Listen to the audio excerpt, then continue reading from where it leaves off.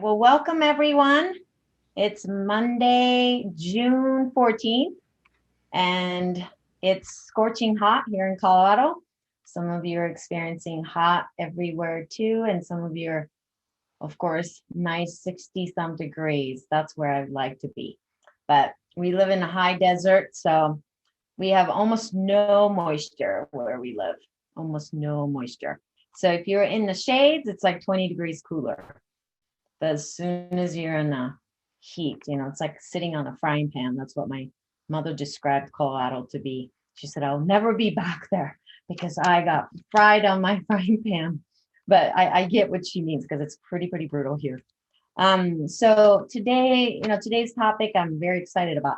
But before that, I've been kind of sitting with the feelings of this week, and I wanted to share that with you, what's been going on. I think many of you probably felt a little bit, even though it's hot out there, you probably feel a little less agitated maybe, or intensity has softened up a little bit for you this week, hopefully. The Mercury retrograde is a doozy this time. It's a tough one this time. So I think most of us are feeling it quite a bit. But this week should calm down just a little bit more from computer not working, emails being sent to the wrong places, God knows what else, car breaking down in the middle of the heat, all kinds of things. But this week, I think it will be very important for all of us to begin to kind of see this dichotomy that is inside us. So one is the need to attend to the self and have some time that you want to create for dreaming, but daydreaming, but also starting to think like, oh, I've been wanting to do this for my house, like, or remodel this room, or I wanted to paint it differently. Like, this is a great week to start thinking about it. You don't necessarily need to go out and do them, but that creative energy is going to be really nicely flowing. So definitely pay attention to that side. And then I started to write down, this is kind of a time when we're beginning to overhaul the world, but also overhauling our patterns. So this is a great time to renovate who you are. Okay. Remodeling, not just your house or a room, but yourself. So remodeling, renovating who you are, repainting. So it could be literally repainting your rooms, which Chris and I are going to do this summer. But we're already thinking about colors, and we're already getting on it. And he's wanting, I've been wanting to paint the colors a little bit darker, and he has been always pulling back on that, but he's interested in doing it a little darker. So we're going to do that. But repainting, meaning it isn't just that what's on the wall, but how are you going to paint yourself differently? That you've always wanted to paint your color, your aura, your vibration differently. This is the time to start thinking about it, dreaming about it, getting in touch with that. Okay. And I think reorganizing is another word that I wrote down. So I put overhauling, renovating, remodeling. So a lot of RE words, repainting, reorganizing. The world is getting reorganized. Netanyahu's government is going to be what, Chris, you said. Did they get voted out finally? Yeah, they were voted out by one vote. One vote. Okay. So it's not a huge overhaul, but the fact is one vote counts in this case, right? So the world is reorganizing itself. So you want to make sure you're reorganizing your own thinking too. And if you're starting to find yourself getting a little rigid, okay, or defensive because your belief system is getting questioned, don't go at it by trying to be so strong in your voice that you feel like I have to convince this person I'm speaking to. This person has to understand where I'm coming from. Don't do that. Okay. Just there's a reorganization happening. So don't get caught up in the mess right now. Know that you have a different opinion about it. It's all right. You don't need to waste your energy trying to get other people to follow you. Okay. And I put down, take refuge in your own knowing and your own inner awareness. Okay. And let's see. Yeah. And if you feel like if this week feels towards the end of it, I think Thursday is going to be a pretty powerful day, Thursday into Friday. And if you're noticing yourself feeling a little stuck, then check back into your own authenticity. Because if you feel a little stuck, whether even constipation also, okay, or like you'll be eating something and go like that stuckness, okay, that could mean that the universe is asking you, are you being authentic to who you are, even though your voice might be the minority. That happens to me all the time. My voice is quite minority in a lot of things I do. So I put down like, think outside the box. I was thinking Taco Bell commercial, but don't eat Taco Bells, everyone. But think outside the box will be a really good way to navigate this next week and maybe 2 weeks or so. Be proactive in how to be authentic. Okay, so this is a good week to start daydreaming, thinking about it. Don't try to push your own opinions. Allow the reorganizations to happen. Okay, so those are a couple things I wanted to add. Any thoughts, Chris, to that? Well, I think that's a good start. And I wanted to say a little bit more about something that I've been noticing. I'm certainly not the only one, but as we start to come back together, and I think we'll talk more about this as we get into the call today, but it's so important that we listen. And listening in this case means literally listening to other people, but also listening to our bodies, listening to the circumstances that are happening around us. This is where we really start to understand what's happening, is when we slow down and pay attention and start to notice the subtlety of things. And we need that right now as a society, as people that are trying to come back together and piece together a new reality. It really requires that we pay attention on that very subtle level through our listening skill. And so I'll hold my comments there, but we can come back to that if we need to. Yeah, thanks. And today's topic was something that, as I was cutting Chris's hair last night, see, he got a nice haircut. Summer haircut that is short as it can get, so I don't have to cut his hair for at least a month and a half. Okay, but I was thinking about this return idea too, and we were talking about this because we got thrust into? Yeah, we got thrust into this global pandemic, right? None of us woke up in early 2020 and said, okay, we're going to have all this stuff that we're going to have to go through. So we all went through this school of pandemic, and there were so many things that we had to shift within ourselves, learned as on a global level. But what I'm noticing and where I'm having a hard time with, which I expressed to you a couple of weeks ago when I said, the world is supposedly opening up and we're all having to kind of go back to what it was. And I was having a little bit of a panicky feelings around that because it was moving so fast and it was opening up so fast. And I know this is bio-individual. Some of us really wanted to get back to, taking our masks off and going and doing whatever we wanted to, the way maybe you used to. But I was really resisting this idea of going back to normal, because what does that even mean? And do we get a chance to really think about this?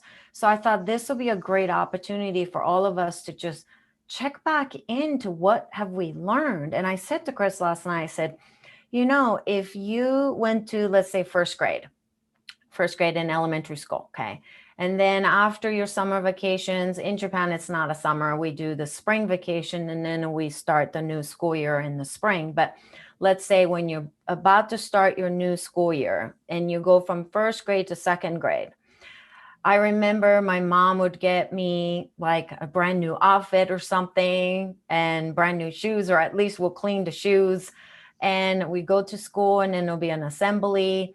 The principal will be talking and welcoming us back. And then there'll be this sense of like returning, but with knowing that you've gone through the first grade and learned what you could. And then at the end of it, they will welcome you and say, okay, now you're going to go into the next grade. But, you know, the principal hopefully will never say to all of us and say, okay, you get to repeat your first grade again. You know, you're going to repeat the grade that you just graduated from. There's a growth that happens. There's this new feeling of, okay, we're entering into a new stage. So no first grader will say in assembly, say, no, I just want to return to normal, meaning I just want to go back to being a first grader again. Like, I've never heard a first grader say that. They are so excited that they get to go to the second grade, right? So I find that so odd that so many of us, we hear it's like, oh, I just want to return to normal. I want to return to how it used to be. Well, wait a minute, then we're going backwards. You know, that means you're repeating the grade. So in order to not repeat the grade, okay, I think it is important for all of us to have a ceremony around this returning. So our souls can remember what we learned. Our spirits can be in cohesiveness with our soul, and then back to this self of body, mind, spirit. And I just think it's important that we come back as a collective souls to restore what we maybe lost, the restore things that we left behind, or even renew the things that you didn't need anymore. And then remembering how much you have grown in this time frame. So I wanted to start by talking about first, it is important that the beginning is important and then its end is important. There's a Japanese saying that says, Hajime yokereba subete yoshi.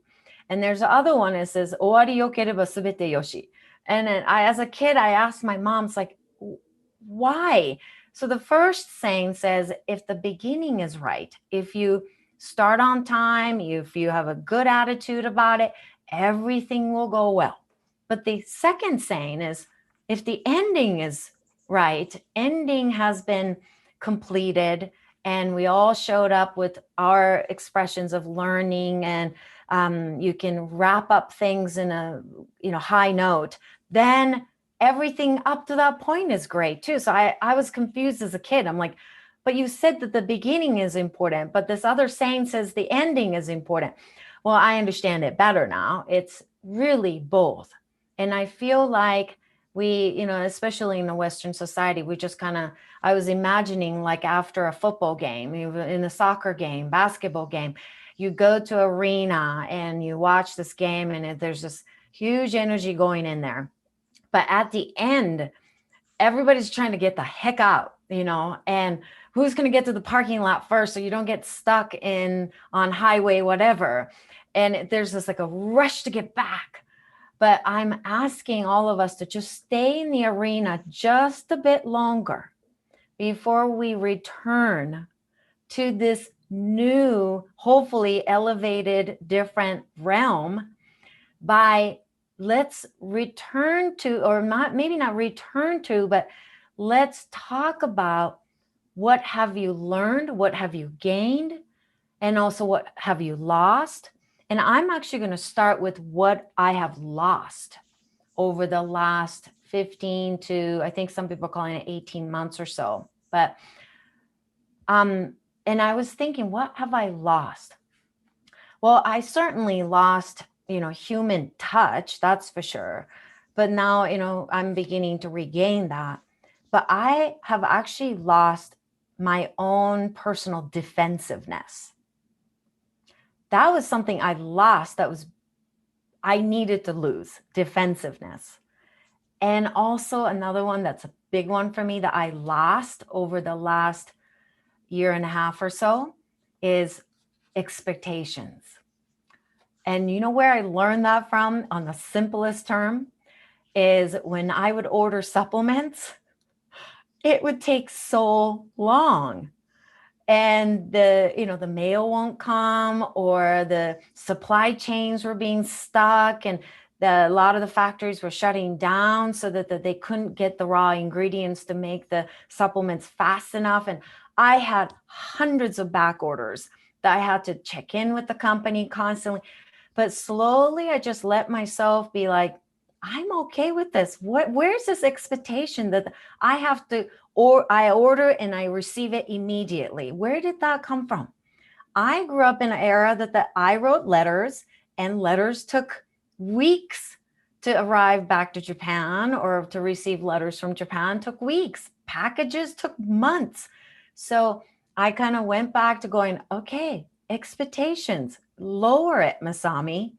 And that defensiveness I'm talking about is even between Chris and me. I would get like defensive if he had something he had to say, or he would say, "Ooh, can I tell you something? Like, you just said something that was grammatically incorrect." I actually asked Chris to help me with my grammar, right? Because English is my second language. But sometimes I would get very defensive when he says that. So he has to be very careful when he addresses it. But that defensiveness really went to like a softer side. So I'm able to hear that from him. So those are some of the things I lost. So I would love to hear what you've lost. And it doesn't matter. Don't label it negative or positive. Okay. So Chris, do you have any? Yeah, I'll add that and then I'll read what's coming in on the chat. I think for me, there was a loss of it's a little bit similar actually, but I would put it more in terms of the need to be in control so much and to be perfect in my presentation of everything. And that's something that over this time, I think maybe a lot of people can relate to this, but as we transitioned almost entirely to doing everything virtual and having these obligations and meetings and things back to back all the time, it allowed for me to just realize that what I needed to do is show up. I needed to be present, and I needed to do the best that I could, but not necessarily try to control every little detail of it. So there's something of a loss of the need for so much of the habitual self-protection, I think, is part of that too. Because I think for me, that's where a lot of it was coming from, is just feeling like if I'm not perfect in how I present myself, if I screw up and make a mistake, then somehow that's going to reflect back on me in a way that is going to be, whatever, fill in the blank, whatever little fear might be behind that.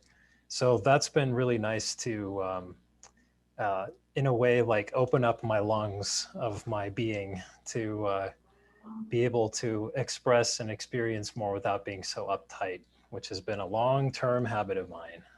So, all right, let's see what we've got coming in on the chat.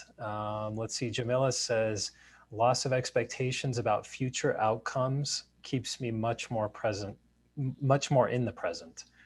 And Diana says, lost my high standards about how life unfolds.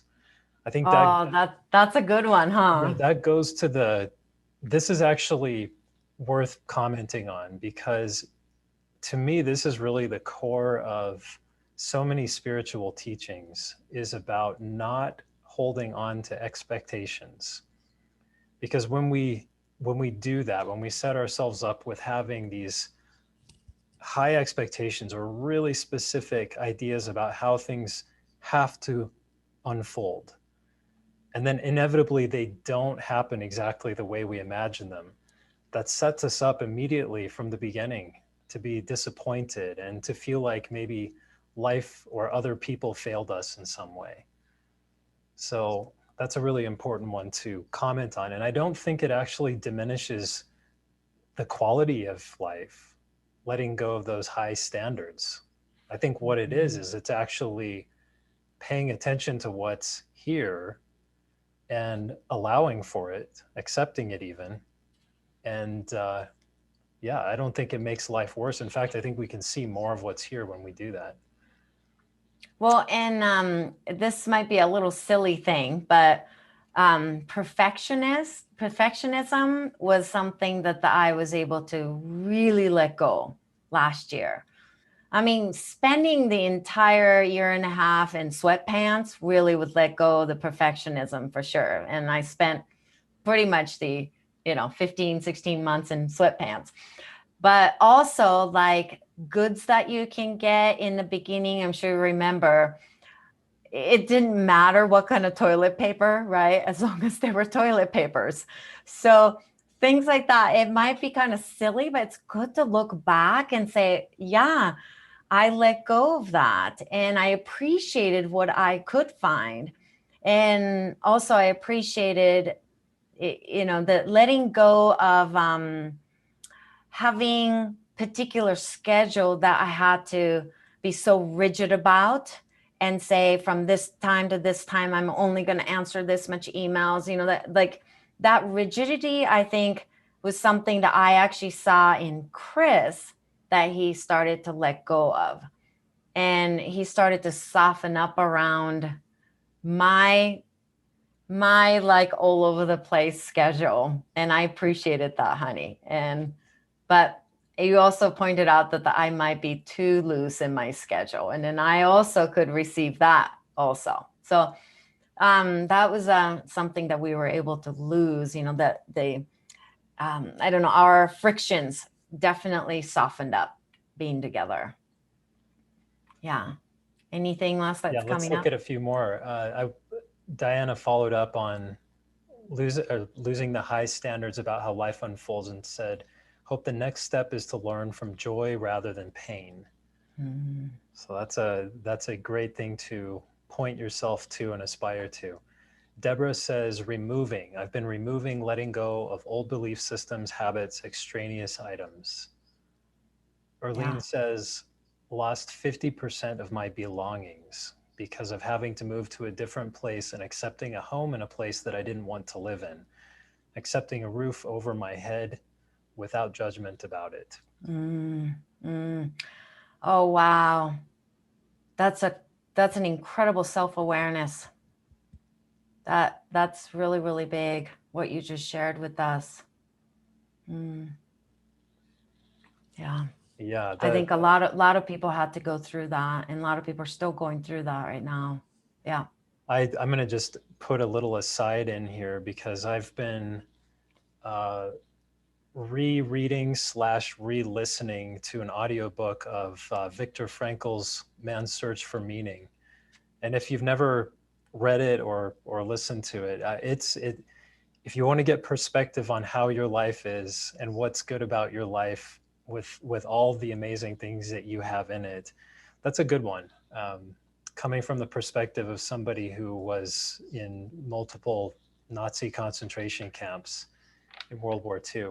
But I bring that up because one of the points that he makes is that ultimately we don't own anything, even our bodies, and that left with that awareness that even when he was stripped naked at the first camp and every possession that he had was taken away from him, he realized that very quickly, that the only thing that he had any control over or power over was actually how he oriented himself to the circumstances and how he decided to have his attitude match the circumstances. And that was the only thing that he could come up with in those horrific ordeals that he went through, is that was the one thing that he actually could have. The last freedom is what he called it. So yeah, so to Erlene and anybody else who's had to give up large parts of what was familiar in their lives, I mean, it's a very difficult thing to go through. But we also, it's cleansing at the same time, because it gives you a chance to see what you are, because you're still there. Let me read a couple more. Lynn says, I lost settling for a so-so unsatisfying romantic relationship. Not a bad thing to let go of. Yeah, good for you, Lynn. Annette says, I gave up highlighting my hair and also cut it. Now I get compliments on it frequently. Oh, I love that. How interesting. Oh, I love that, Annette. Oh, And wow. Jamila also said, I had an unexpected move as well, forced me to let go of a majority of material possessions, but I feel much lighter in a good way now. Let's see, Len, I'm going to read your other comment too. The fear of being single is another thing she's letting go of. Wanting to hide my true self or true feelings. I lost the lack of trust that the universe or God is always taking care of me. The fear of financial insecurity, the need to control all the feelings of fear, of possible feelings moving through my body. I lost the fear of asking for help, the worry that if I do X, Y, or Z, it will not be okay or safe. Well, and I have to add, Lynn, you just emailed me and said you lost some weight. Yay! So maybe all the losses have, contributed to you losing the weight. That's fabulous. Yeah. Richard said something along the lines around housing. He said in December 2019, so right before the pandemic, I was forced to find another place to live after my friend, housemate, and landlord died that September. What came up was not and is not ideal, but it provides me a roof over my head and some other benefits. And who knows what else might come of that. And I had a request for the book that I mentioned. I'll put it in the chat for everyone. It was, it's called Man's Search for Meaning. Yeah, it's a must read. I mean, if you're going to be stuck on an island somewhere, definitely take this book. Yeah. Yeah, so I put that in the chat right now so everyone can see that. Let's see. Yeah, I think. Well, and oh, go ahead. I had a thought that one. Oh, one thing. Oh, no, Pauline. Yeah, I was just about to read that one. Pauline says, I released a long-term relationship, sold my big house, downsized into a condo, and even purchased a second home 1,000 miles away near my adult children and their families, without ever seeing the house there in person. Did it all virtually. I'm visiting soon to see how to furnish it. It will be my second home at this point. We'll keep this California condo as main home now, and hard to give up this great climate. Oregon rains a lot. Well, yeah, that's great. Wow, that's also amazing, isn't it? That you've gained 2 homes and you could be close to your family. So, and then one final one from Mary. She says, I lost the need for perfection in some ways and started to let go of so much harsh judgment about myself and others.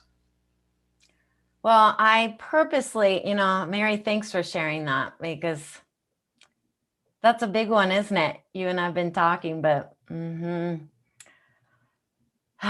it just, we don't realize how much harsh judgment and criticism weighs on us. It's so heavy. And, we talk about how do we lose weight and how do we maintain weight loss, but we're not looking at the invisible weight, and then I think last year really gave us the chance. And many of you that are showing up on calls like this paid attention to it. What am I losing? And do I need to let go of that? And a lot of people were losing it, but grudgingly. So they were still holding on to it, getting dragged through it. But many of us, I think, that have done a lot of spiritual work, released our fingers, hands, and said, no more gripping. Gripping just creates more shoulder pains, don't they? So congratulations for so many of us losing. Okay. When I started saying, I'm sure you thought, why are we talking about what we have lost? If we don't talk about what we have lost, you can't talk about what you have found in that. Yeah. So let me just add from Colleen. Good to see Colleen. It's been a while since we've seen your name pop up on the chat. Good to see you, Colleen. She said, sold 2 properties and businesses to retire and take care of my 2020 grandbabies. Family called and I let my heart answer. Oh, yay. So much joy you gained and love you've gained from losing your home, getting rid of that business and all that. And then Helena says, lost the need to keep myself busy, learned how to love myself. This is a nice chance to turn from what we talked about last time, which was the difference between love and loving, and that the loving shows up in the active expressions and in the behaviors that we express. And so whereas you can hold love but not necessarily be kind to yourself or others. And so this loving quality is something that keeps opening us up, and it keeps exposing us to, well, let's be honest, it exposes us to pain and hurt as well as joy and all of the things that brings. But it's because we keep feeling those things that we continue to be more alive, and that we continue to experience more of what is good about being alive. So Well, then now let's talk about, as we share, I like to know what you have found. So this is the lost and found box. Okay. You lost something at the airport, and then hopefully you went back and maybe you found something. Okay. So, or you didn't go back. Maybe you just decided I had to fly. You can go back to the lost and found box ever again. But maybe you found something by losing. So what would that be? What would that be, Chris? You start. all right, unscripted answer.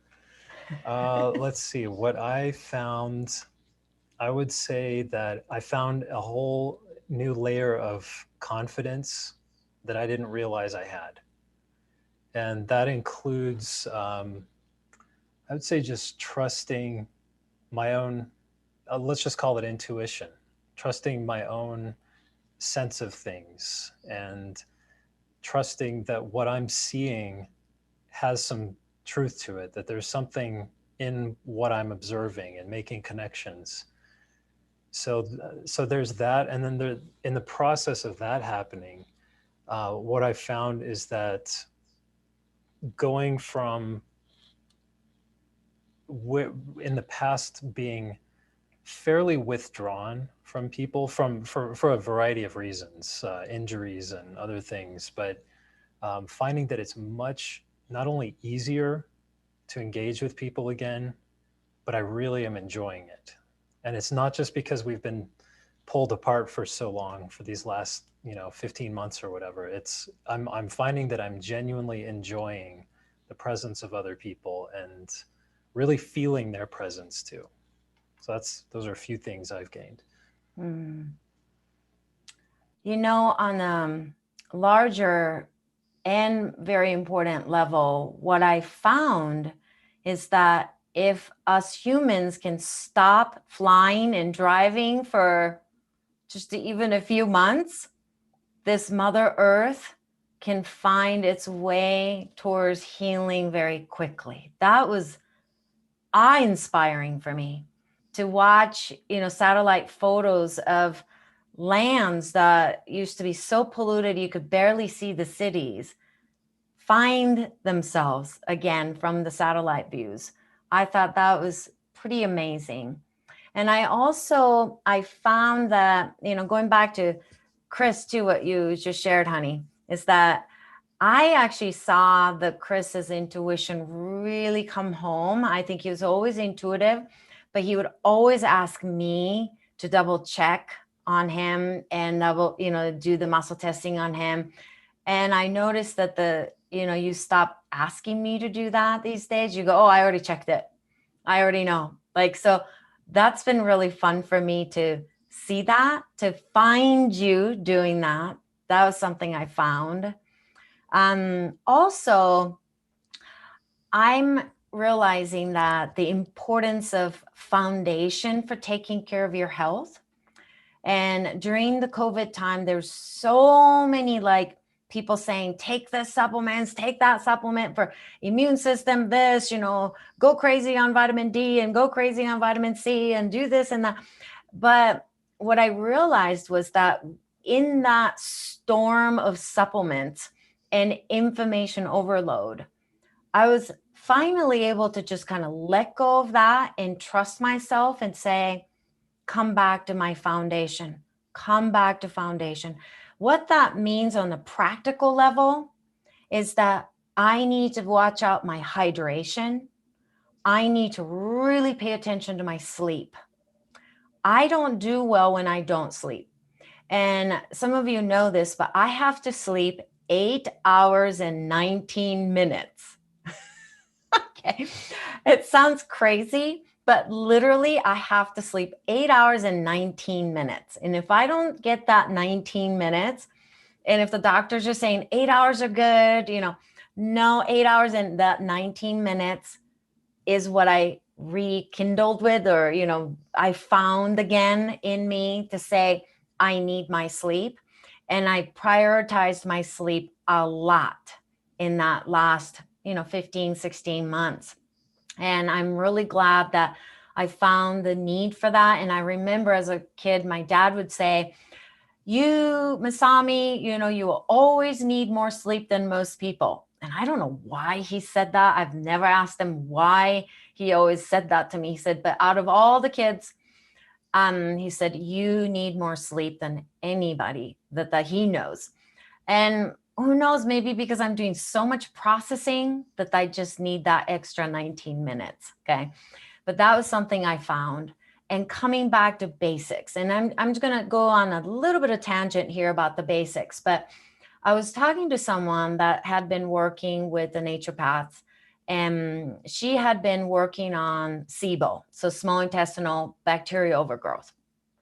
And we were just chatting, and I'm not consulting. She's not getting the consultations from me or anything. We were just chatting. And I said, well, I'm just curious if you are actually supporting your digestion by taking hydrochloric acid, so betaine hydrochloric acid, and are you doing some digestive enzymes? And she just looked at me. She said, no, for the last 2 years, my doctor said that I just need to work on my SIBO. And I just kind of paused and stopped, and I really had to work on myself, because I'm like, I wanted to just kind of start to teach her, no, that's not the direction you need to go. But basically, I realized that so many of us actually kind of got lost in the information of take this, take that, da, da, da, and forgot to take the foundational things. So what last year taught me was to bring my clients back to foundation, bring them back to digestion, good nutritional foods, and rest and time of stillness, and get plenty of hydration throughout the day with a little pinch of sea salt, if that's something that you feel comfortable doing. And, so just to wrap up the SIBO thoughts, some of you are like, well, what am I supposed to do? Okay, the SIBO is the downstream issues. Okay, so I've made this analogies many times. If you go and visit your favorite pond and you see the frogs and fish all gone, okay, they're all dead, and you say, oh my gosh, what happened to my fish and my frogs? You don't want to just keep going back to the pet store or wherever you get fish and frogs from and get buckets of them, come back and put them back into the pond. Okay. And then you go visit and hope to God that they will be doing better, because you can do that over and over and over, like buckets of supplements. Okay. Lists of supplements. But till you stop and say, what is causing these fish and frogs to die, and stop going to the pet store and start walking up the stream and then find the source of the water and figure out what's going on at the foundational level, you're not going to make any difference downstream. SIBO is small intestinal bacterial growth. It's small intestinal. Small intestine comes after the stomach. Okay. It's after the stomach story. So if you're having SIBO issues, please look into how you're digesting at the stomach level. So that's something also I was, kind of revisited last year, the importance of that. So that's something I found. So any other ones coming up? Yeah, there's several. And just a quick comment on what you said is that, I'd been going through the last few months some strange digestive disruptions, and I tried from our functional training all sorts of different approaches to correct it. And not a single one of them was working. It was really starting to frustrate me a little bit. And then just in the last week, I just so happened to start taking this one thing. And as soon as I did, my system started to correct. And it wasn't one that I'm ever in the habit of taking, but it's something that really supports the immune system. And that's something that I hadn't really been looking at, is that, this has been, even with all of the gains and all the great things that have happened and the losses, it's still been a really stressful period of time for many of us. I mean, for Masami and me, we have been hopping. We've been very, very active and busy virtually every single day of the last 9 months. And so that takes a toll. And so that's something that my body was feeling, and it was showing up from immune, basically depletion. And so when I started to support that directly, things picked right back up. Do you want to say what it was?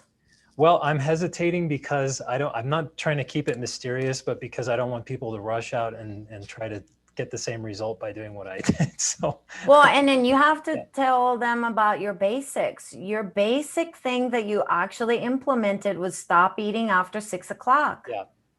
And that helped. And just so that I'm not being mysterious, what I started supporting was the thymus gland. So I'll just keep it to that.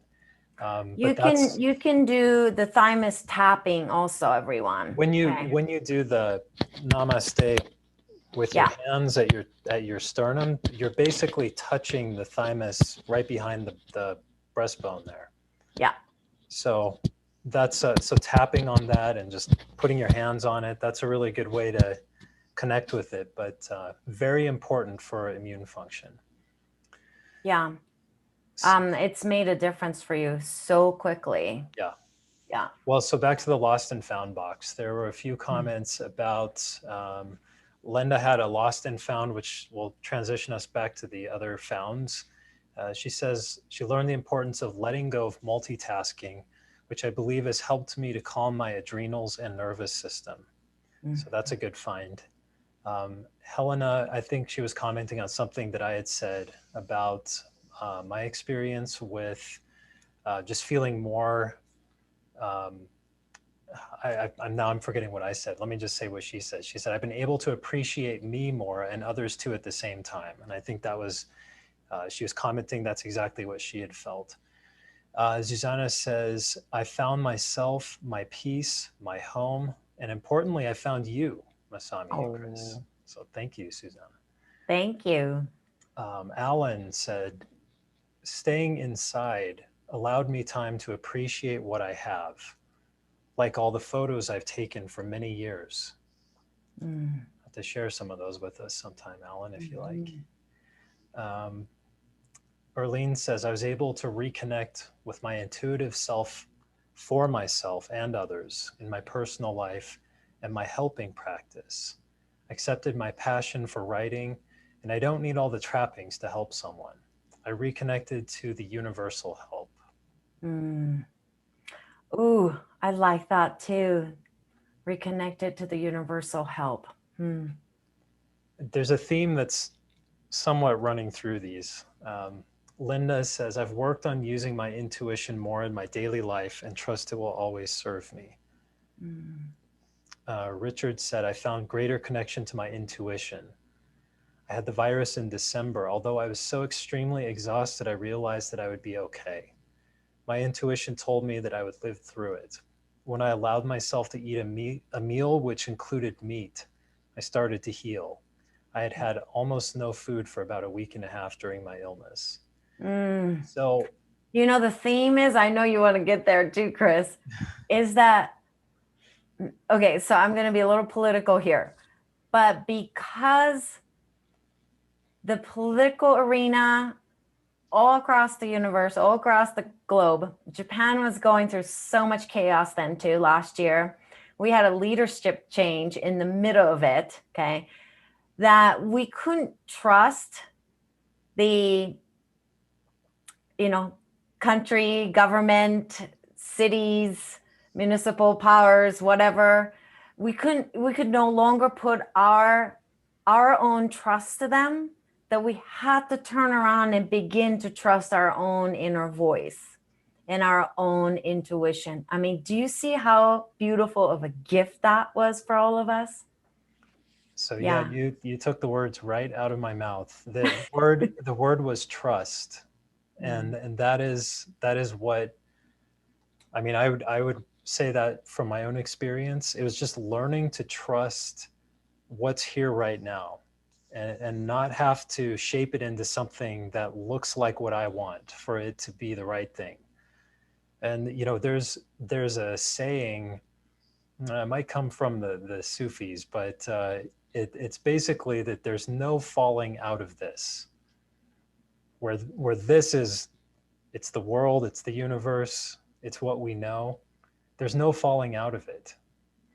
And that's something that I'm seeing this again and again in these comments, and I'll read the rest of them that are here. But just notice this theme of trust and how we're rediscovering trust. And I want to say that in the context of what we're here to talk about today, this is central. This is so important to understanding what it means to return fully. Okay, so Yeah, and then can I say one thing is that the love versus loving is here, isn't it? That yeah. you can love yourself, but oftentimes we may not fully trust what we hear from our love self, right? But when you begin to trust yourself, that comes from the lovingness. Yeah. So back to what I said earlier about listening and noticing the subtlety of the connections. So take that, apply that now. Practice listening and hearing how trust is showing up in the rest of these comments. Jamila says, I have gained an awareness of the appreciation I have for being around other people. As an introvert, I was not as aware of this fact before the pandemic. How interesting. Deborah says, I've found more stillness and quiet within, allowing space for clearer communication with spirit and contented relationship with myself. Helena says, I learned how to breathe properly. And so much of breathing is that relaxing and releasing and not trying to hold everything. So even that's a form of trusting. Annette says, I found resilience I didn't know I had. I found I could live, eat, and feel well after giving up being a vegetarian for 40 plus years. I found the ability to be happy when I'm by myself.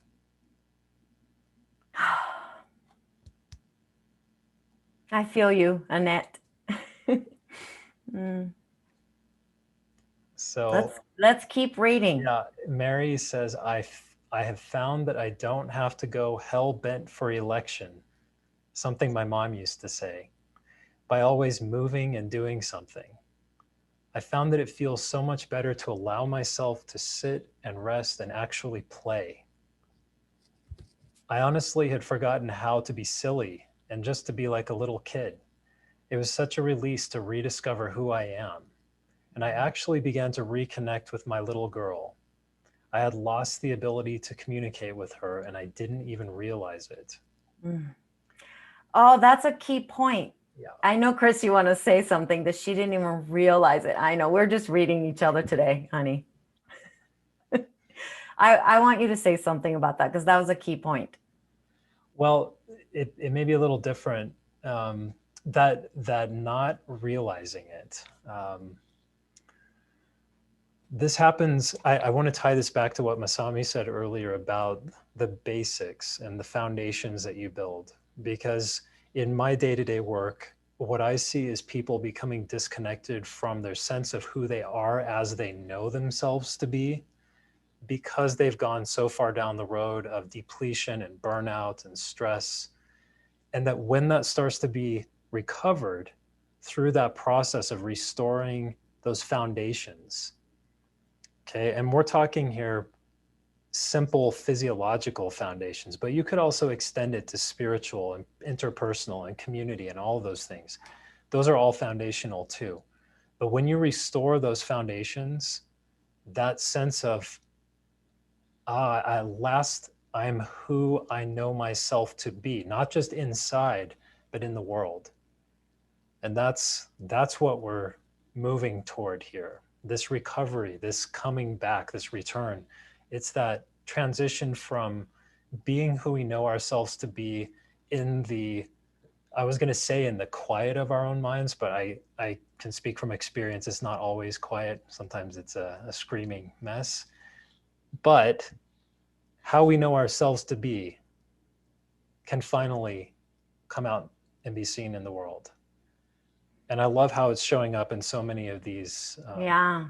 Well, and I happen to know how depleted Mary became, because Mary and I've been working together. And when I first started working with her, I told her how depleted she had become. And, basically nutritionally, she was so down. Physically, she just didn't have much left. So she could no longer just will herself or just repeat positive affirmations just to see if she can get going. She couldn't do that. So Mary, you've done a great job working on your diet, digestion, supplements. I know how hard you've been working on yourself. So I'm glad you could find your little girl. You need energy, metabolic energy, to find your little girl inside. So you did it. Yeah, you're doing it.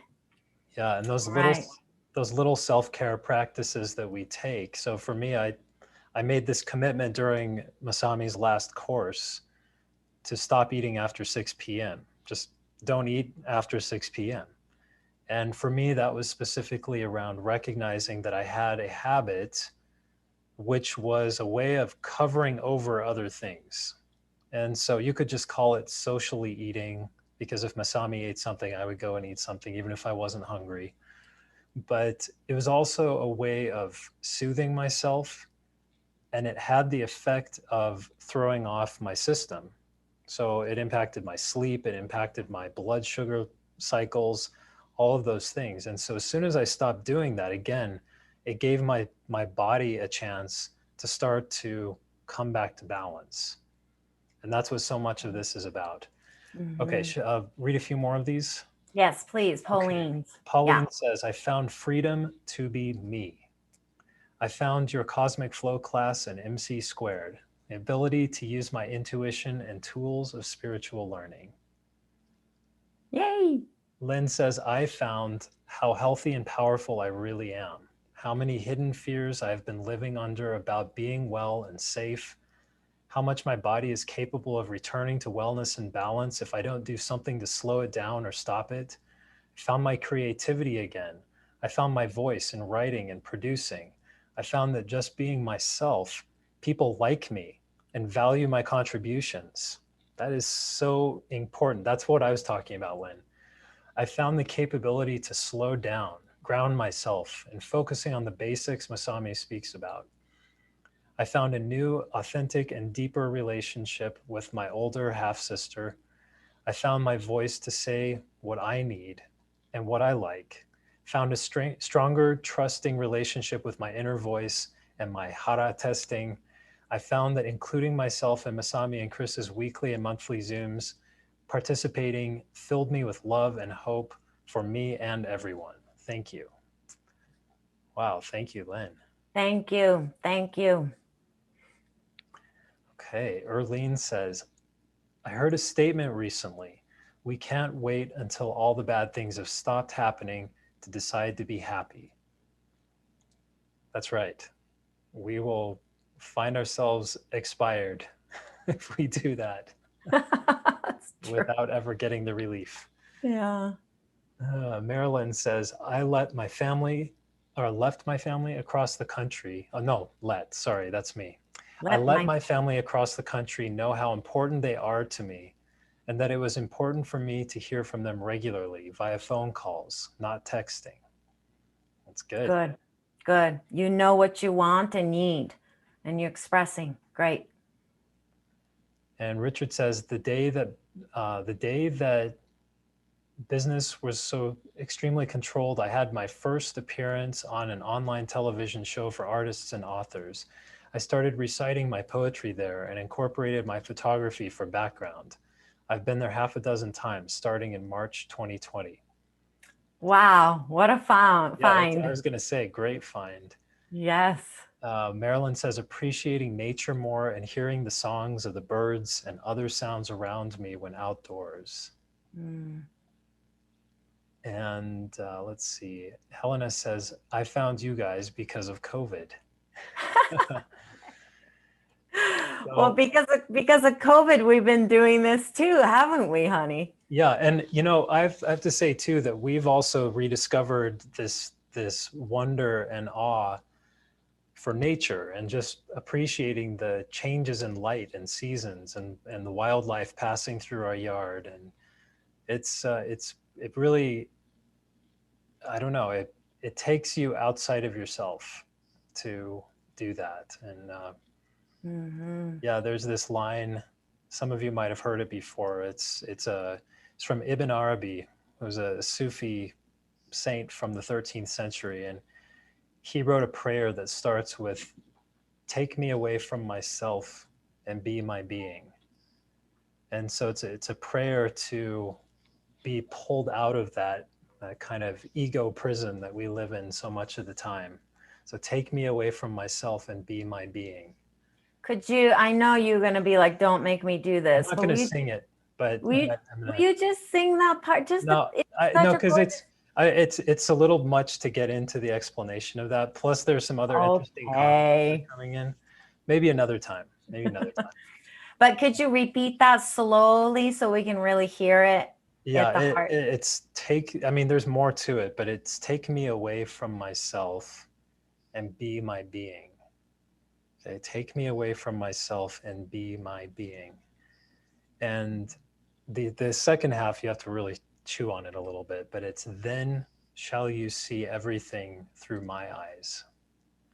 And I always wondered, is this him speaking or is this who he's sending the prayer to speaking? But take me away from myself and be my being, then shall you see everything through my eyes. It's So the same. To me, it's that person recognizing the divine in. it's the merging of the two Mm. perspectives. So, Mm. And I think, this is something I wanted to say at the end. It's Mary and I were talking over the weekend, but it's what last year did for me was be still and know that I am. I think that really came to kind of fruition, or maybe I was able to digest that passage, truly embodied that passage. Be still and know that I am. Yeah. That's what I found. well, so we mentioned something about rituals, right? With the rituals of return. And we didn't really go, we actually, believe it or not, we did a very informal ritual today by acknowledging what's been lost, because here's what a ritual looks like. There are three parts to it. There's a separation from the familiar. That's number one. Part two is there's a descent, meaning there's a challenge or there's a quest or something to complete that is a hardship. It's a difficulty, and in that middle part of the descent, that's what we all often call the liminal space, where we're undefined. What we knew is gone from the separation, but what's coming isn't known yet. And in that space of the descent, the rule is something always has to die to give way so that something new can be born. So we just did a very informal version of that. And the final version is the return. So whether you express something in the chat or not, take a moment to feel that in this very unannounced ritual that we just participated in, you have an opportunity to feel welcomed, So welcome back to you and to you in the world. You have a chance to feel at home again.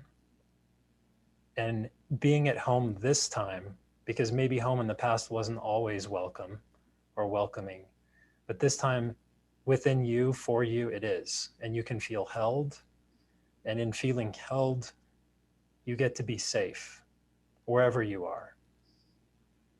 So take that back out into the world with you from our immersion together today, and this communitas, wasn't that what Michael Mead was calling it? Communitas, Yeah. which is the reach that we have toward each other to be in connection with each other.